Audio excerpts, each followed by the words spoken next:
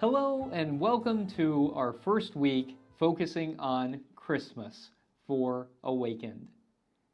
When you go to church during Christmas, a lot of times what you'll hear is Matthew's story and Luke's story about Christmas conflated together into a single narrative.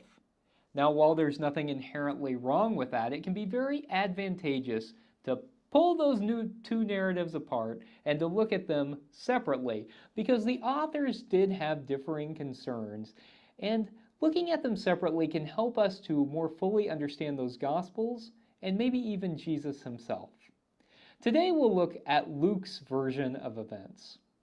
In Luke's narrative, we discover an angel coming to Mary and asking her if she'll carry the Holy Child. Now that's significant. She gets a choice. Maybe that has something to say to us in the United States today, especially as we're thinking about reproductive health. Mary gets a choice, and she consents. After she has said yes, she says this incredible prayer, the Magnificat, where she calls for the mighty to be cast from their thrones and the hungry to be filled. Ooh. It's no wonder that Jesus turned out the way he did after being raised by Mary. This is the version where a decree comes out from the emperor, a decree from Caesar Augustus that everyone is to return to their hometowns for a census. Now, this wasn't historical.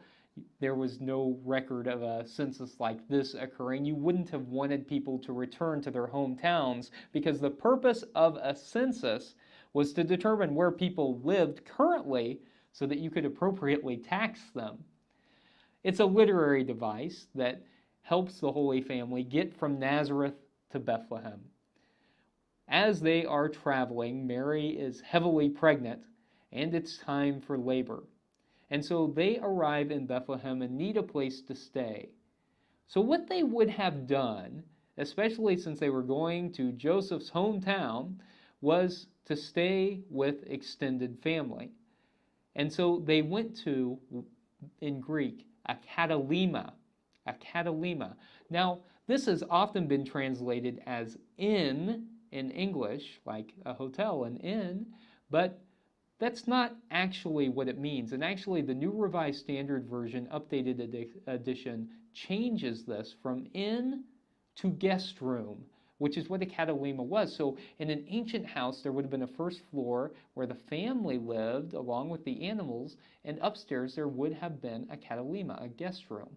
And since in the narrative, everybody's returning to their hometown, it's already been taken. There's already someone staying there.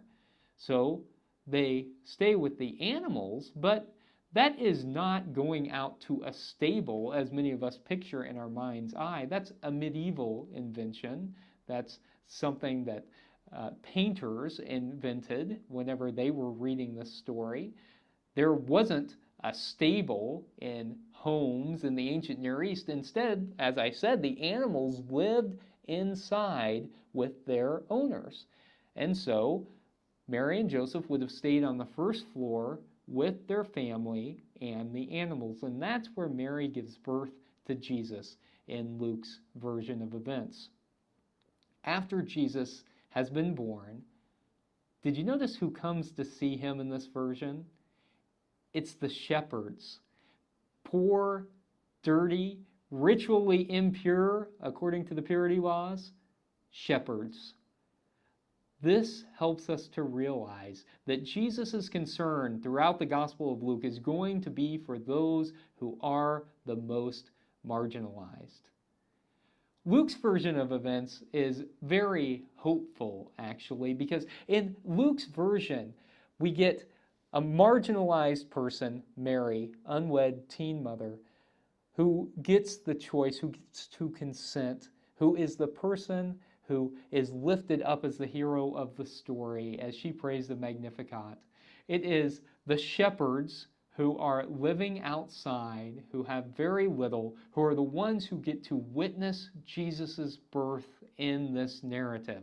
It's so significant that it is marginalized communities who are lifted up in the Gospel of Luke, because as you read through the Gospel of Luke, what you see is Jesus' concern for those who are marginalized, lifted up over and over again. And you see that from the very opening chapters of Luke's Gospel. One of the typical traditions in churches is to have an Advent wreath with candles surrounding it. And I like to use blue candles. Some churches use purple, but I like blue because blue is the color of hope. It's the color of the night sky just before the dawn. So right as the light is getting ready to break in, it's blue. And so I like to use blue. And often when you set up an Advent wreath, you'll use 3 blue candles, 1 pink candle, and a white candle. And so I'd encourage you throughout this season leading up to Christmas to build your own Advent wreath and to light the candles. So I've made a makeshift Advent wreath, which I will show to you.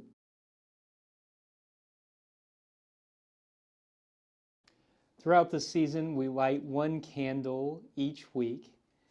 1 represents hope, 1 peace, 1 joy, 1 love, and of course 1 for Jesus.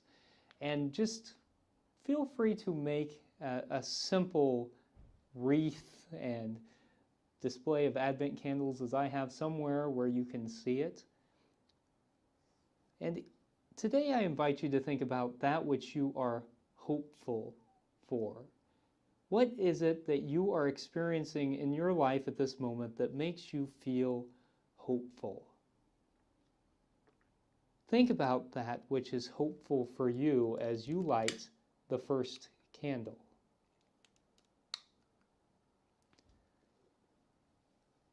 And allow yourself time to sit in the hope. Let the light warm you as you feel the hope that comes from God enter into your life. This week, may you be a bit hopeful as we hope for a better world. May it be so. Amen.